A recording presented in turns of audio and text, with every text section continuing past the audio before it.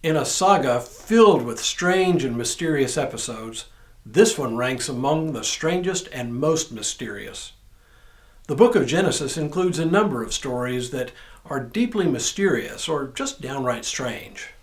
There's the very brief mention of the Nephilim, a warrior race described as sons of God who took human women as their wives. Strange. Then there is Abraham's dream when a smoking pot and flaming torch passed between pieces of sacrificed animal carcasses. Mysterious. Today, it is a wrestling match between Jacob and a mysterious figure. Hello, I'm Stuart Baskin, pastor of First Presbyterian Church of Tyler, Texas, and this is your daily devotional for Saturday, October 21st, 2023. This week we've read a number of stories about Jacob, one of the patriarchs. Most of the stories depict Jacob in a less than flattering light. He tricks his brother out of the family inheritance. With the help and at the goading of his mother, he steals his brother's blessing. He matches wits with his equally scheming uncle, Laban. Now he is in one of those in-between places, neither here nor there. He has gathered up his family and his household, along with his flocks of animals, and is returning to Canaan, where he will reunite with his brother Esau after many years away. Our story today takes place just across the Jordan River from Canaan, in what is now the country of Jordan. It is also north of where Esau has settled in the land of Edom, on the south side of the Dead Sea. Jacob has sent messengers ahead to contact Esau and probably get a sense of whether Esau still harbors anger enough to kill him for his earlier treachery.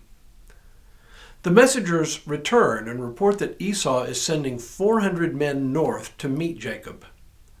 Naturally, Jacob assumes this is a hostile force and takes defensive action. He divides his whole company into two parts and separates them. He reasons that if Esau's intention is revenge, and if he meets one of the two groups and kills everyone, well, the other group can escape unharmed. As Esau's men draw near, Jacob first prays to God for the Lord's protection.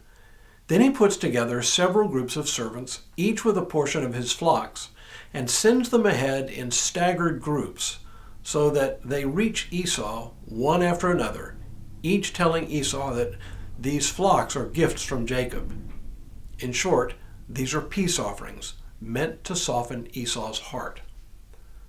Finally, Jacob takes his inner household, his wives and children, and sends them south ahead of him across a small river called the Jabbok, while he apparently stays on the north side of the river.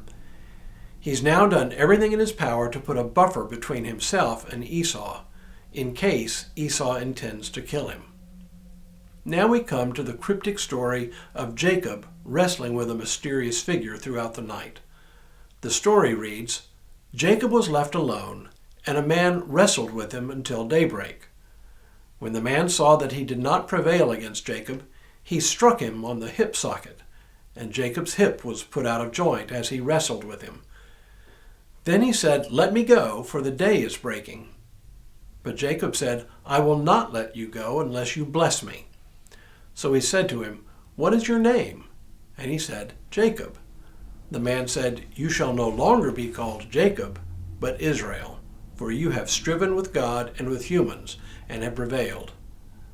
Then Jacob asked him, "Please tell me your name." But he said, "Why is it that you ask my name?" And there he blessed him.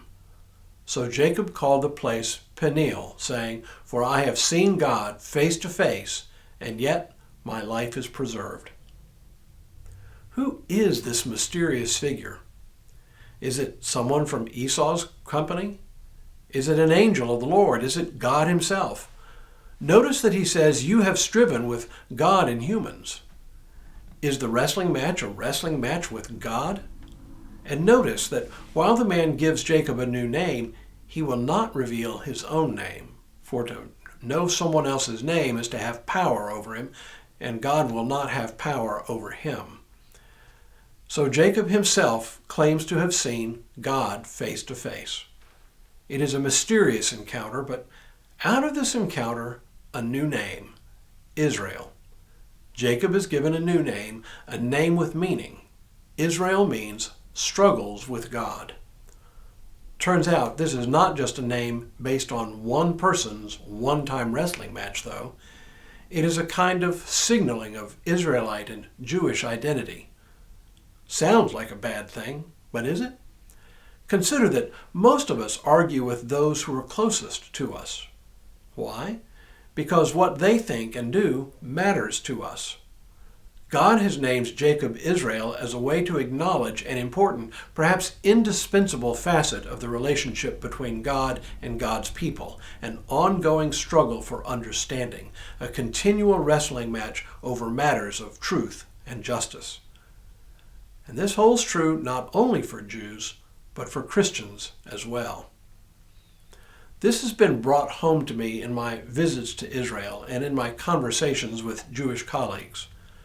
Part of Jewish piety involves arguing, debating, both with each other, yes, and with God. It is how growth occurs. For most Christians, this seems a little unseemly. Who are we to argue with God? And yet, think about it. We do it all the time through our many questions about important things. Who hasn't struggled with the twin doctrines of election and predestination, among many others? Seems to me it is not unfaithful to struggle with God. It is to take God seriously and to trust that God is big enough to bear it.